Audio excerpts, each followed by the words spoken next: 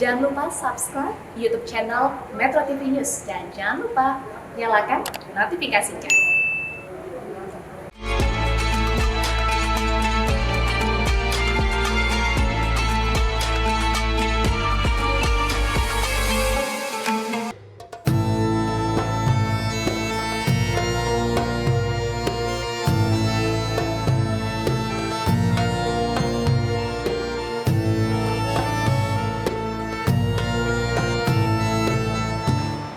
Wis, lagi di pantai guys. Bersama Pak Ustaz andalanku yang punya semua yang Sulawesi. Mantap. Nah, ini Pak Ustaz. Saya Insta story dulu biar pamer-pamer sedikit Pak Ustaz. Ya, Biar dia lihat temanku tah. tapi kalau kau pamer-pamer begitu, Iya Pak Ustaz. bisa menghancurkan amal itu. Kalau kau sholat, pamer, Oh, ya. begitu Pak Ustaz. Kemudian ngaji, instastory, pamer lagi. Tapi kalau pamer keindahan alam seperti ini, belum, enggak bagian daripada yang menghancurkan amal. Memang kita harus mengumpul pahala dan kebaikan sebanyak-banyaknya di bulan Ramadan ini. Perbanyak. Ya, kebaikan sekecil apapun. Sekecil apapun itu. Tapi ingat, setelah dikumpul itu amal, peliharai. Bagaimana cara Jangan dipelihara, Pak sampai hancur kau punya amal gara-gara sifat tercela. Karena ada sifat-sifat yang bisa menghancurkan amal-amal kebaikan kita. Rasulullah Sallallahu Alaihi Wasallam bersabda, "Sittatu asyain tukhbitul amal." Ada 6 sifat yang membuat hancur amal kebaikanmu. Oh, Jadi ibaratnya kayu kering dibakar oleh api, cepatkan habisnya. iya betul. Nah, jadi pahala Ramadan ini hancur karena sifat-sifat kita. Tahajudnya habis, tarawehnya terbakar, semua terbakar. Nah, apa kira-kira itu? Nah, sapa dulu pemirsa. Betul. Halo, assalamualaikum warahmatullahi wabarakatuh. Alhamdulillahirabbil alamin atas segala berkah, rezeki, nikmat iman yang Allah telah berikan kepada kita. Tak lupa pula salawat dan taslim kita panjatkan ke Nabi besar Muhammad Sallallahu Alaihi Wasallam. Allahumma shalli wa sallim. Baik pemirsa dimanapun Anda berada, kita kembali lagi bertemu di Dasat on Stage bersama saya Arif Brata dan juga pastinya Pak Ustadz Dasat Latif. Nah, kami berdua akan menemani pemirsa di rumah sambil menunggu waktu berbuka puasa dengan tema pembahasan amal yang rusak, amalan yang bisa rusak seperti itu. Ustaz. Ya, oke. Tapi kalau misalkan amal yang rusak itu pemirsa, karena hati kita yang tidak baik juga. Jadi kalau hati kita mau baik, asupan tak juga harus baik. Ya. Harus yang baik-baik juga. Oke. Nah, salah satunya ini Pak Ustadz, saya mau kasih lihat dulu. Susu steril 7 kurma. Oke. Ini wajib untuk kita konsumsi. Ya. Apalagi sekarang bulan suci Ramadan, aktivitas mungkin banyak juga. Ya. Susu steril 7 kurma. Karena susu steril 7 kurma ini perpaduan 100% susu steril premium bermanfaat dan kurma berkhasiat. Dan dikemas dalam teknologi modern di dalam kaleng yang higienis. Karena pemirsa, saya kasih ingat lagi, zaman sekarang banyak minuman, tapi yang biasa-biasa saja. Nah, yang biasa-biasa itu tidak cukup. Harus yang double manfaat. Jadi susu steril 7 kurma ini aman dikonsumsi setiap hari untuk seluruh keluarga Indonesia. Jadi susu steril 7 kurma enak, double manfaat. Nah, Pak Ustadz, itu tadi saya baru tahu itu Pak Ustadz, ternyata ada perilaku kita yang bisa merusak amalan kita Pak Ustadz. Ya. Salah satunya itu kalau misalkan saya instastory, misalkan lagi sholat Jumat, itu sebenarnya bagaimana? Kan kita juga mau pamer, kita lagi beribadah. Tergantung niatnya. Innamal a'malu binniyat, ya. Memamer orang lagi beribadah itu tidak sepenuhnya otomatis hancur amal. Tidak sepenuhnya, Pak Ya, Ustadz. kalau saya misalnya share lagi Iya. dakwah, Iya Pak Ustadz. ya, informasi bahwa saya lagi ada di sini, supaya orang iya. datang. Nah, yang saya maksud di sini yang bisa menghancurkan amal-amal, ilustrasi sederhana, gambaran paling gampang, Ri. Iya Pak Ustadz. Ya, jadi kita nih sebagai kerja penjual kayu. Misalkan iya penjual Ya, kayu penjual ini saya. Iya Pak Ustadz. Saya maka datanglah saya ke hutan untuk mengumpulkan kayu. Iya. Maka karena saya mengumpul kayu, tentu saya harus pelihara dia. Saya kumpul banyak-banyak kayu ini, saya cari yang mana yang bagus-bagus, sebagus-bagusnya saya kumpul. Tapi setelah saya kumpul itu pelihara, jangan saya hambur saja.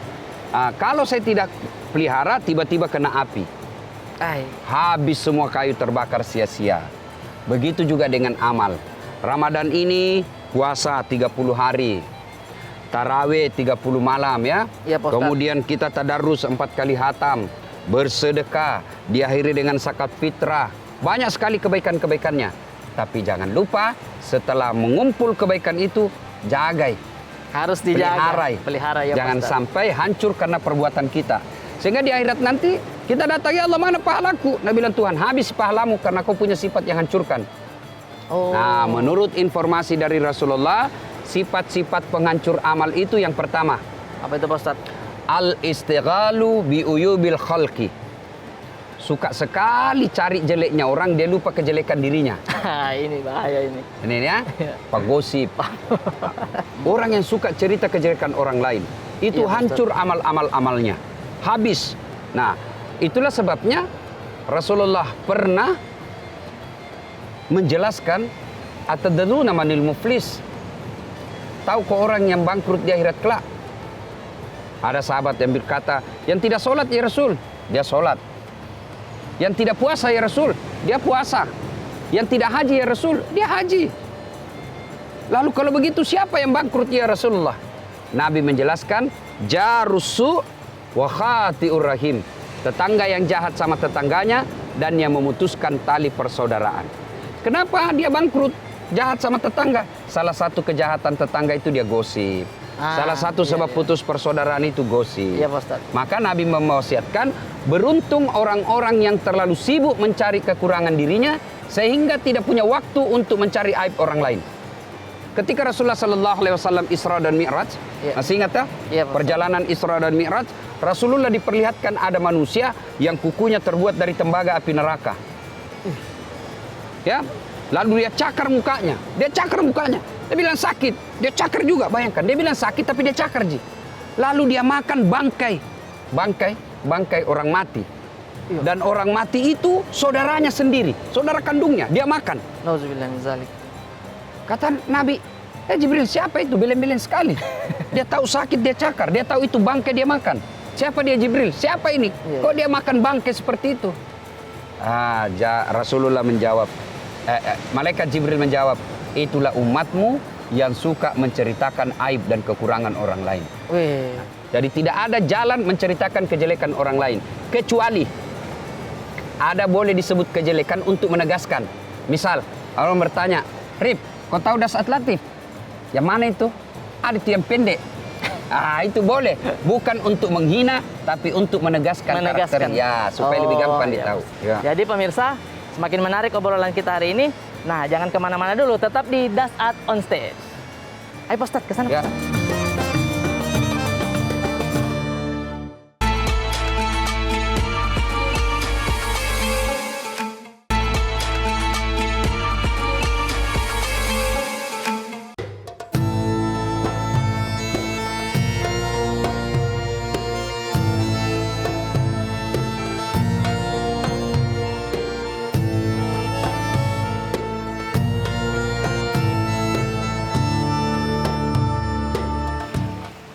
Silakan Pak Ustadz. Alhamdulillah. Marketing.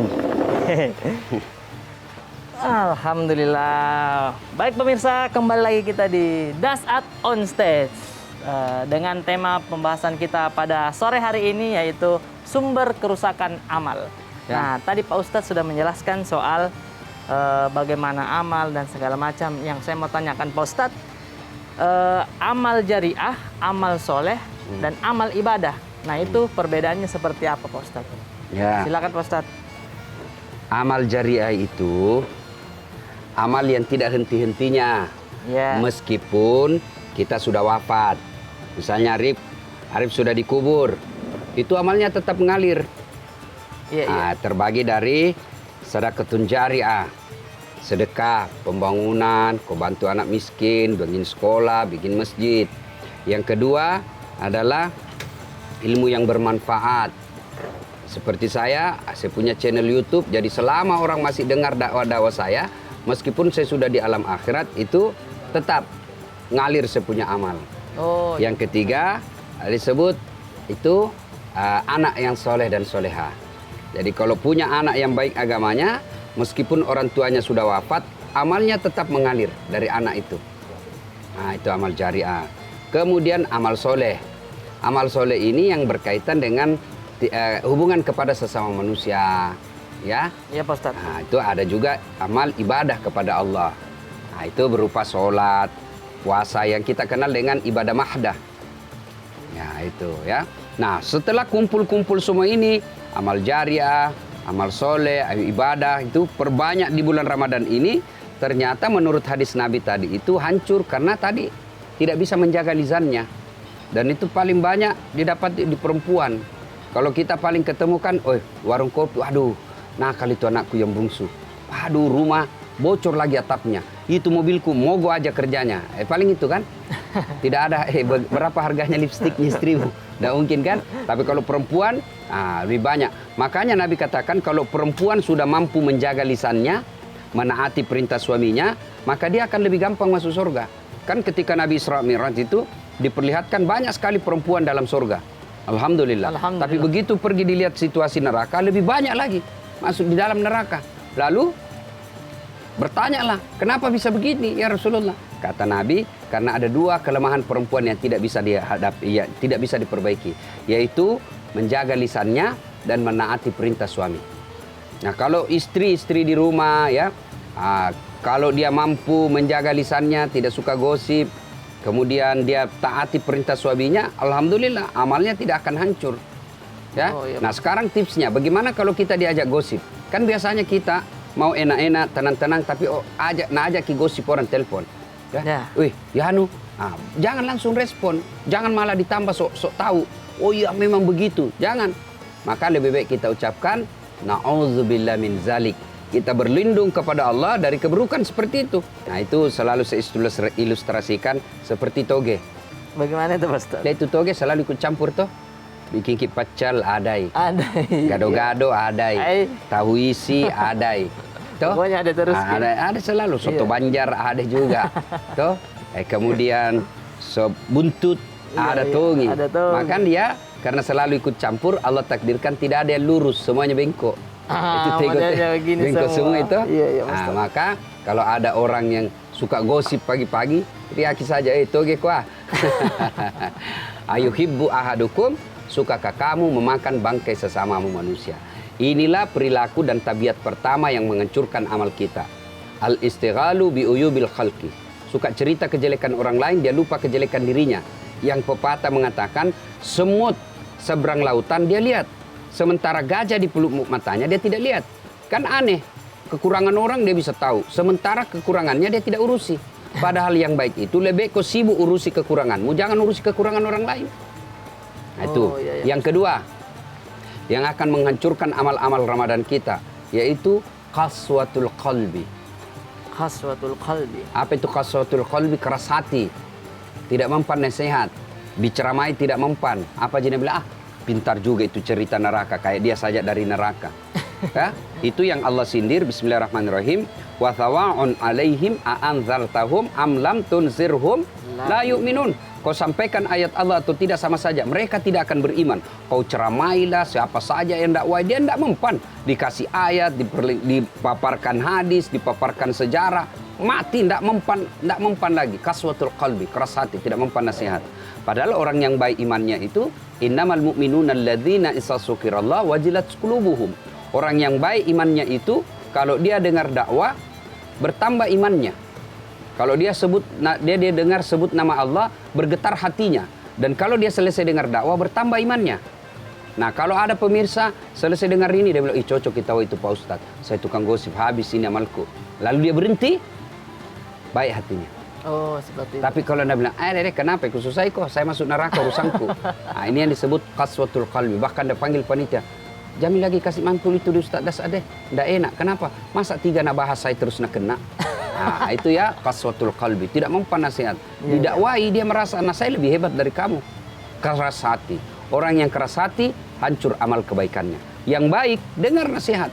Misalnya orang baik itu dengar dakwah. Meskipun yang dakwah kita itu anak murid, yang dakwah kita itu masa lalunya jelek, tapi karena dia menyampaikan kebenaran, ya, balighu anni walau ayat, dia sampaikan kebenaran itu walau satu ayat. Ya dia orang baik hatinya dia dengar. Dia tidak lihat siapa yang berbicara, tapi dia lihat kontennya apa yang disampaikan. Oh ya, alhamdulillah seperti itu. Nah, orang keras hati itu menghancurkan amal-amal kebaikan. Oh, begitu. Nah, yang ketiga, yang akan menghancurkan amal-amal kebaikan kita adalah hubbud dunia. Apa itu Pak Ustaz? Terlalu cinta kepada dunia. Oh iya. Cinta dunia boleh. Allah tidak melarang kita cinta dunia. Kita lagi di dunia, maka saya tidak setuju juga kalau ada orang melupakan dunianya untuk akhirat. Enggak, dunia ini sarana untuk mendapatkan akhirat. Maka doa kita itu fid dunya hasanah wa fil akhirati hasanah. Di dunia dulu kita baik, baru masuk kita di akhirat. Nah, mana yang disebut terlalu cinta kepada dunia? Satu, nganggap enteng ibadah.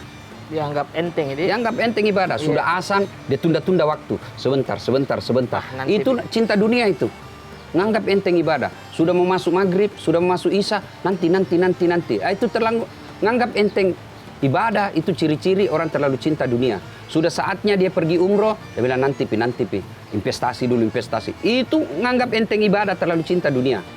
Ya, diajak pergi pengajian, dia bilang, jangan deh, nanti pi. Itu orang terlalu cinta dunia. Yang kedua, cinta dunia itu takut dibilang tua. Begitu kelihatan ada sedikit ubannya puset terus. Ada alisnya nak kasih beruban, langsung nak kasih semer. Masuk matanya, tidak.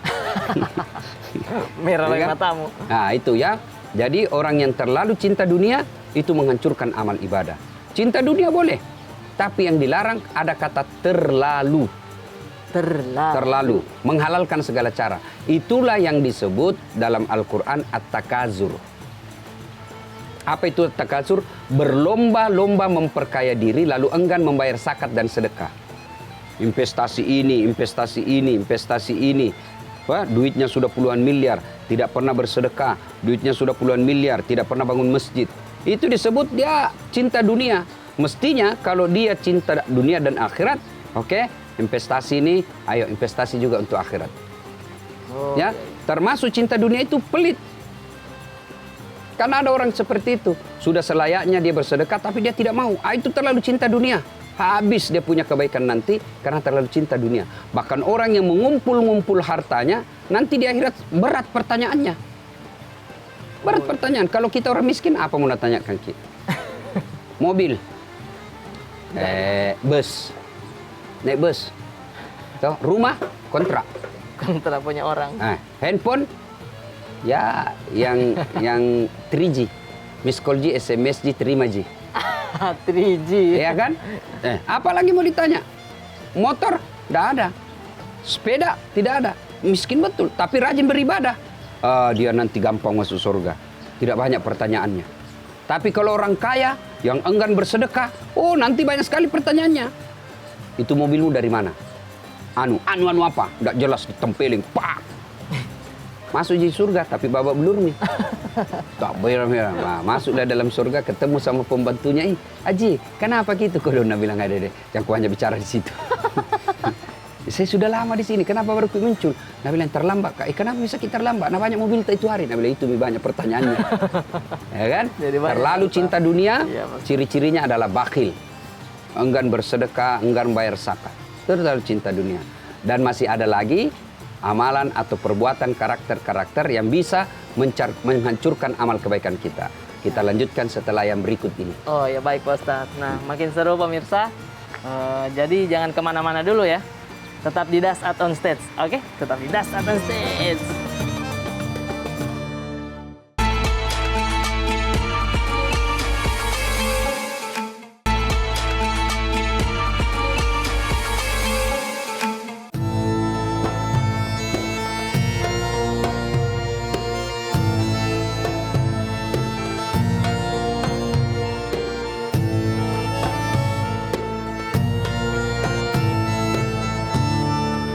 Pemirsa, lanjut lagi kita dalam acara Dasat on Stage. Bersama saya, Arif Brata dan Dasat Latif. Apa kau bikin itu? Oh iya, dia sudah di opening. Apa kau bikin? Oh ini Pak Ustadz. Pamer-pamer HP kau lagi? Tidak, saya update status dulu di Twitter. Ya, namanya sudah beramal sedikit. Saya cuma bilang Pak Ustadz sedikit. Alhamdulillah sudah bersedekah di 3 kota amal di masjid hari ini. Bukan uang receh semua.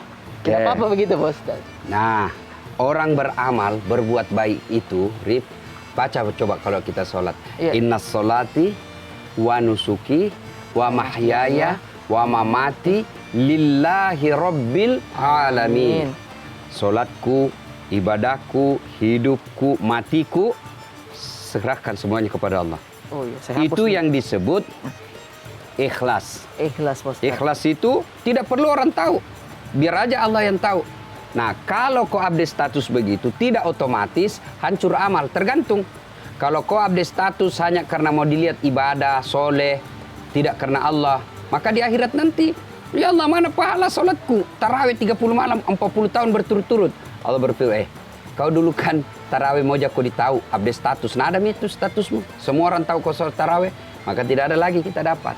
Aduh. Maka berbuat baik itu tidak harus selalu di-update. Ya, Oh, apalagi iya, OTW tarawih.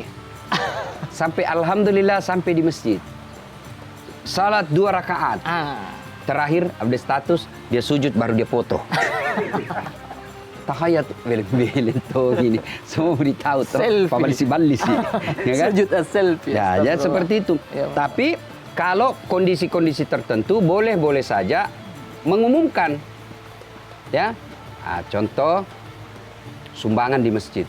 Sebut nama. Tidak ada masalah. Arif Brata 1 juta. Wih, ada di samping. Wah, itu Arif Brata anak muda 1 juta. Saya ini banyak duitku dari dia. Masa tidak ada sumbanganku? Nah, itu tujuannya. Iya, iya. Memotivasi yang lain. Memotivasi yang lain. Nah, tinggal meluruskan niat. Nah, niat itu gampang sekali dimainkan oleh setan. Maka kita berdoa, ya Allah, pelihara hatiku saat yang membolak-balikkan hati, luruskan hati saya, berikan saya keikhlasan. Oh iya. Nah, kalau ada, kan ada doa itu. Ya Allah, kalau saya beramal karena bukan karenamu, ya Allah, ampuni saya. Kan kalau orang meninggal itu, Rip, ada 4 doanya. Bagi orang yang hidup, doakan orang meninggal. Salah satu diantaranya, ya Allah, terima amal ibadahnya. Iya, iya, Pak Ustadz. Ada amal tidak diterima. Misalnya, dia bagi-bagi sembako ketika pilcaleg, bagi-bagi seragam. Nah, itu bukan karena mau beribadah, tapi mau dicoblos. Ada maunya. Nah, kalau ada seperti itu, kita masih punya peluang memperbaiki. Ya Allah, terima amal ibadahnya. Ya Allah, maafkan saya beribadah selama ini bukan karena Engkau, ya Allah. Saya mohon maaf. Saya makhluk yang lemah. Saat yang membolehkan hati, pelihara hatiku agar bisa beramal lillahi ta'ala. Oh, itu Nah, doanya. itu ya. Iya. Nah, berapa tadi yang bisa menghancurkan amal? 1, pacarita, gosip. 2, terlalu cinta kepada dunia. Nah, sekarang yang 3. Yang ketiga, qaswatul qalbi, keras hati. Yang keempat, yang bisa melululantakkan dan menghancurkan amal kita adalah qillatul haya, Apa itu? kurang rasa malu. Tena sirina. Tena sirina. Nah, malu bagi orang beriman itu pakaian orang takwa. Jadi malu itu minimal 3. 1, malu kepada Allah. 2, malu kepada sesama manusia. 3, malu kepada malaikat atau diri sendiri. Oh, Nah, iya, Pak Ustadz. bahkan definisi dosa itu, dosa adalah sesuatu yang apabila orang lain mengetahuinya kita merasa malu. Itu dosa. Dosa adalah sesuatu perbuatan yang kalau orang mengetahui kita merasa malu. Begitu diperhitungkannya, begitu pentingnya malu. Hampir bisa dilihat berapa banyak orang maksiat karena tidak punya rasa malu lagi. Coba yang disebut hancur amal kebaikannya. Aurat dalam Islam itu simbol rasa malu. Ya, Iya, Pak Ustadz. aurat, saya ulangi, aurat itu adalah simbol rasa malu. Nah, maka untuk menutup aurat ini bagian daripada memelihara rasa malu. Nah, sekarang kalau dia mempertontonkan auratnya berarti tidak ada rasa malunya. Dan orang yang mempertontonkan auratnya itu habis amalnya.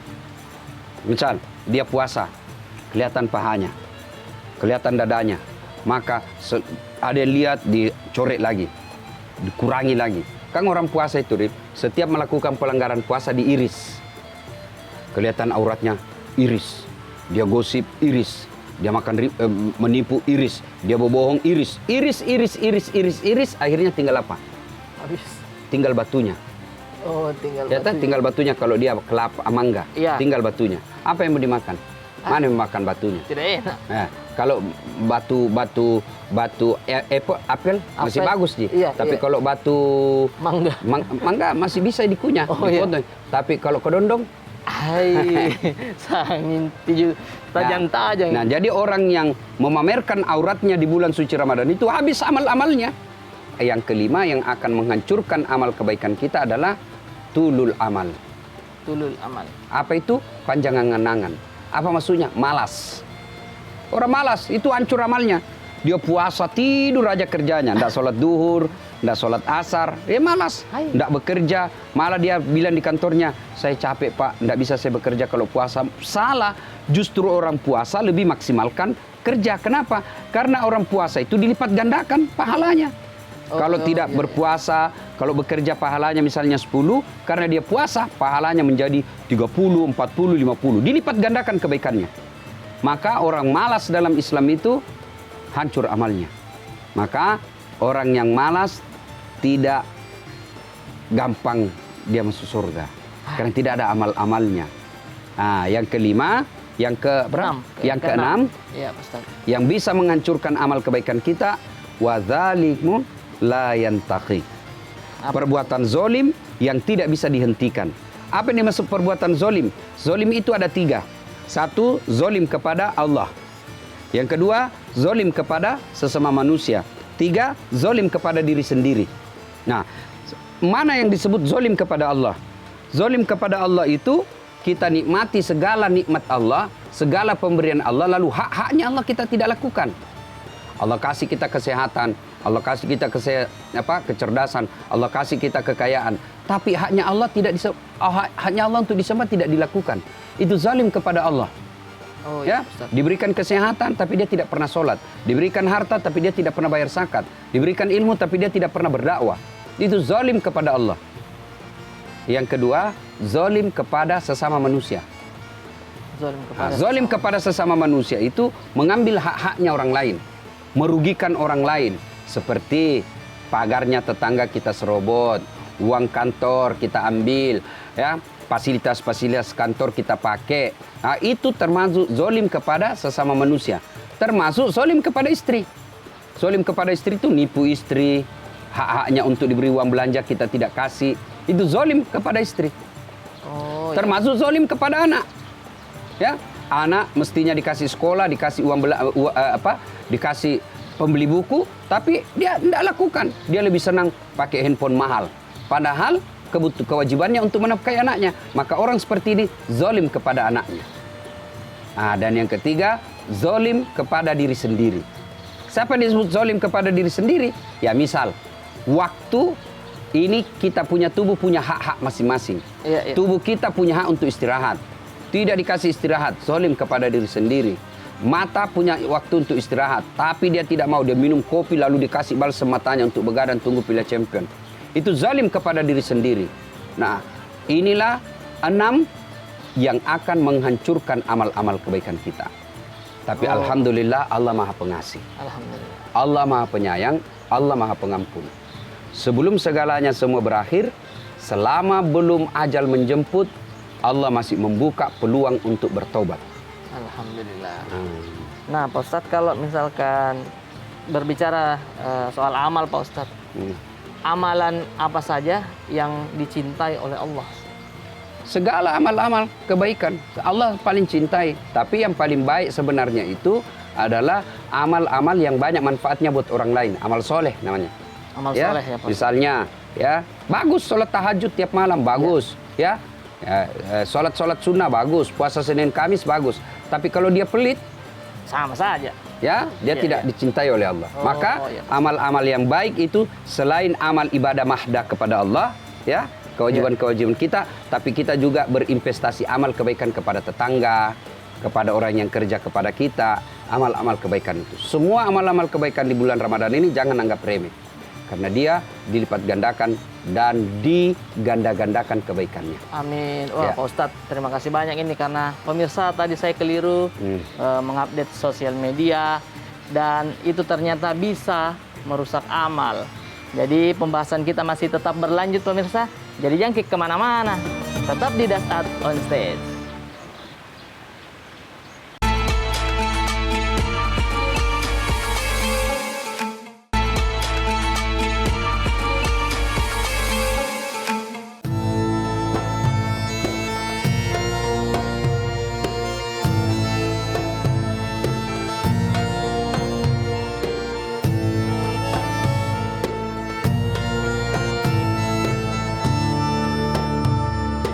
Pemirsa, terima kasih masih tetap bersama kami di Dasat on Stage. Bersama saya Arif Brata dan tentunya bersama Pak Ustadz Dasat Latif.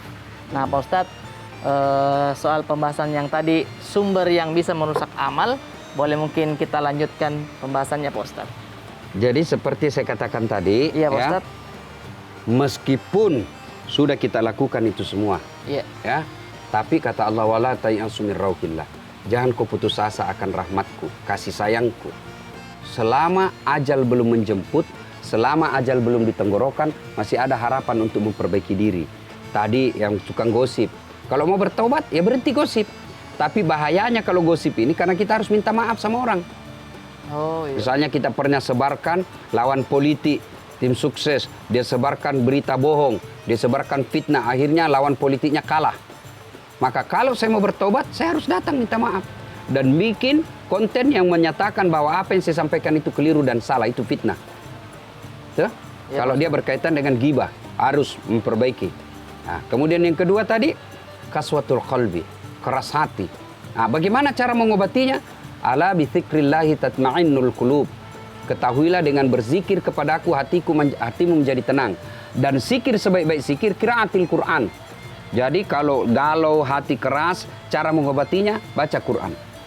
Baca Quran, berzikir, astagfirullah, astagfirullah, ya, dengan lagu-lagu boleh juga. Astagfirullah, rabbal baroya, astagfirullah, minal hataya. Atau dengan zikir ya, subhanallah, walhamdulillah, wala ilaha illallah, wallahu akbar. Itu mengobati hati.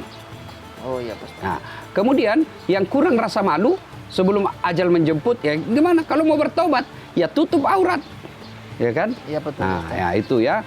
Nah, bertobat itu dengan membenahi kekurangan-kekurangan kita. Yang tadi berkaitan dengan zolim. Zolim itu kalau kepada Allah ya perbaiki ibadah. Kalau kepada sesama manusia minta maaf. Kalau dia berkaitan dengan barang, kembalikan barangnya orang. Saya serobot tanahnya tetangga, kalau saya bertobat kembalikan tanah. Tidak boleh gengsi-gengsi. Apalagi begitu saya meninggal, tanah tetap saya kuasai, maka tanah itu akan menjepit saya di alam kubur. Akan dipikul 7 petaka langit. Maka kalau bertobat, zalim kepada sesama manusia, hak-haknya orang kita kembalikan. Nah itu. Nah kemudian kalau dia pemalas, Ya, malas dia. pemalas tadi, maka dia hilangkan rasa malas itu. Bagaimana caranya dia bekerja? Maka saya juga tidak setuju, tidak sepaham kalau ada orang meninggalkan dunia untuk akhirat. Kan ada orang bilang begini, jangan mau cari uang tidak dibawa mati. Betul, uang tidak dibawa mati, tapi kalau tidak ada uang rasanya mau mati. Cocok Ya kan? Iya. Nah, bagaimana saya mau bersedekah kalau saya malas? Bagaimana saya mau bangun masjid kalau saya tidak punya duit? Dan untuk bersedekah itu, ya, untuk menjadi orang yang terbaik dengan membantu membangun masjid, pergi umroh, pergi haji, kan perlu dana. Dan dana ini kita dapatkan kalau kita rajin bekerja. Kalau malas, gimana caranya? Ya, silahkan pergi dakwah, tapi harus juga ada usaha. Oh Ya, iya Pak begitu. Ustadz. Jadi Islam tidak menyenangi orang-orang yang malas. Hanya tinggal di masjid berdoa lalu tidak mau bekerja. Islam tidak seperti itu. Iya, Berdoa, bekerja, selebihnya tawakal ilallah. Nah, pada akhirnya kalau kita sudah terindikasi 6 penyakit-penyakit ini, segeralah bertobat kepada Allah. Minta supaya Allah memelihara hati kita. Minta supaya Allah menuntun kita, memperbaiki diri. Karena kalau tidak ada tuntunan dari Allah, susah kita menjadi baik. Maka kita berdoa, Rabbana la tusik qulubana ba'da is hadaitana wa hab lana min ladunka rahmah. Ya Allah, jangan kau palingkan hati hamba setelah engkau berikan hidayah dan petunjuk dalam diri hamba. Maka minta pertolongan kepada Allah. Karena tanpa hidayah dan pertolongan mustahil. Maka kita harus minta hidayah, pertolongan kepada Allah. Nah, terkait kalau soal update-update status itu, ya Ini kan penyakitnya anak-anak sekarang, semua mau ditahu kontennya. Betul. Tidaklah mengapa selama konten-konten itu mengajak kepada kebaikan. Namanya amar ma'ruf nahi mungkar. Ya, saya dalam pengajian share, kita lagi baru saja selesai di lapas Tenggarong. Lembaga Pemasyarakatan. Alhamdulillah lancar dan sukses. Saudaraku yang ada di lapas ini 6-70% pengguna narkoba. Maka saudara-saudara sekalian yang ada di luar, yang belum ketahuan dan belum ketangkap sampai sekarang ini, sadarlah supaya Anda tidak masuk dalam tahanan ini. Nah, atau bikin konten, Alhamdulillah baru saja kita sholat tarawih. Maka saudara-saudaraku, mari sholat tarawih. Kalau kita tidak bisa di masjid, kita tarawih di rumah. Yang penting jangan lewatkan satu malam tanpa tarawih. Kira-kira kalau update status seperti itu, konten-kontennya meskipun kita pertunjukkan ada ibadah, kita lagi beramal, tapi selama niat kita bukan untuk mamer, tapi lebih kepada mengajak kepada kebaikan, tidak ada masalah. Tidak ada masalah. Nah, maka niat itulah sehingga dikatakan innamal a'malu binniyat. Amal itu tergantung niat kita. Maka pelihara niatnya insya Allah. Maka selalu kita dalam sholat. Nassolati wa nusuki wa mahyaya wa mamati lillahi rabbil alamin. Oh, seperti itu. Nah, berkaitan juga dengan amalan ini Pak Ustadz. Saya kan sudah punya anak juga Pak Ustadz. Kira-kira amalan-amalan apa saja yang mungkin yang paling dasar yang harus saya ajarkan dulu kepada anak seperti itu Pak Ustadz? Ya, kepada anak itu kan ada 3 kewajiban orang tua kepada anak. Iya. Artinya berdosa kalau dia tidak lakukan. Yang pertama, lahir anak kasih nama. Iya. Nama yang baik. Jangan kau lagi bilang apa arti sebuah nama. Bayangkan kalau tidak ada namamu semua. Halo, ada Anu. Anu siapa? Itu Anu. Anu yang pendek. Banyak itu pendek. Ya kan? Ya, nama. Ya. Kasih nama yang baik. Ya. Kemudian nama rupanya bukan hanya tujuan akhirat, dunia. Di akhirat juga ada faedahnya. Kalau di dunia kan dari namanya orang saya bisa tahu agamanya. Nama Muhammad Hasan. Pasti Muslim. Iya, Muhammad Hasan. Ya. Nama Ambut Dalle. Tidak mungkin orang Jawa. Pasti orang Bugis. Orang Bugis pasti. Nama Denggasing. Tidak mungkin orang Sunda. Ya kan? Dari nama saya bisa tahu sukunya, dari nama saya bisa tahu agamanya. Dan nama itu adalah doa. Misalnya namanya Mutmainnah. Itu kan artinya jiwa yang tenang. Woi Mutmainnah. Orang doakan, wahai kau jiwa yang tenang. Jadi cara mendidik anak itu yang pertama kasih nama yang baik. Dan di akhirat juga nanti ada pengaruhnya. Apa pengaruhnya? Karena orang dipanggil nanti itu diadili satu-satu. Bukan duluan yang dulu meninggal. Siapa dulu yang nama-nama Islam dulu? Oh iya Pak Ustaz. Abdurrahman, Abdul Jabbar, Siti Fatimah, Aisyah, Das'at Latif. Itu dulu. Ari Brata enggak tahu apa itu. Siapa tahu ada di Sansekerta tuh. Nah, itu nama-nama. Kemudian yang kedua, kewajiban orang tua memberi makan. Iya. Memberi makan ini yang biasa membuat kita galau. Padahal demi Allah, anak itu dilahirkan sudah dijamin rezekinya. Tidak keluar dari rahim seorang ibu itu anak sebelum Allah sudah tetapkan rezekinya ini anak. Subhanallah. Jangan cemas soal makan. Kenapa? Mana ada orang di kampung kita mati kelaparan? Tidak ada. Mana? Iya, Tapi iya. mati gara-gara tabrakan, mati gara-gara tawuran, banyak. Itu berarti tugas ketiga yang agak berat, mendidiknya. Nah ini. Nah ini 3 ini. Ya, jadi 1, kasih nama yang baik. 2, beri makan yang halal. Halalan thayyiban wasi'an. Yang ketiga, didik dia. Nah, Arif silakan baca riset, baca penulis, silakan. Tapi keliru kalau tidak membuka Al-Quran dalam mendidik anak. Nah, soal Al-Quran mendidik anak, Allah sudah abadikan satu surah, namanya surah Luqman. Ada di situ surah Luqman, mulai dari ayat 14 dan seterusnya, itu ada metode dan tata cara mendidik anak. Ada di situ. Alhamdulillah. Ya. Pak Ustadz, terima kasih banyak Pak Ustadz atas pencerahannya pada sore hari ini. Semoga pemirsa di rumah juga bisa mengambil hikmah dan bermanfaat ke kehidupan sehari-hari. Nah pemirsa, sudah mungkin mendekati waktu berbuka puasa. Akhirnya saya Arif Brata pamit. Tapi sebelum itu, saya ingatkan kembali kepada pemirsa di rumah. Ini Pak Ustadz, tidak henti-hentinya ini Pak Ustadz, susu steril 7 kurma. Karena susu steril 7 kurma ini perpaduan 100% susu steril premium bermanfaat dan kurma berkhasiat, serta dikemas dalam teknologi yang modern di dalam kaleng yang higienis. Karena sekarang pemirsa banyak minuman-minuman tapi yang biasa-biasa saja. Nah, kita harus yang double manfaat. Ini dia, susu steril 7 kurma aman dikonsumsi setiap hari di seluruh keluarga Indonesia.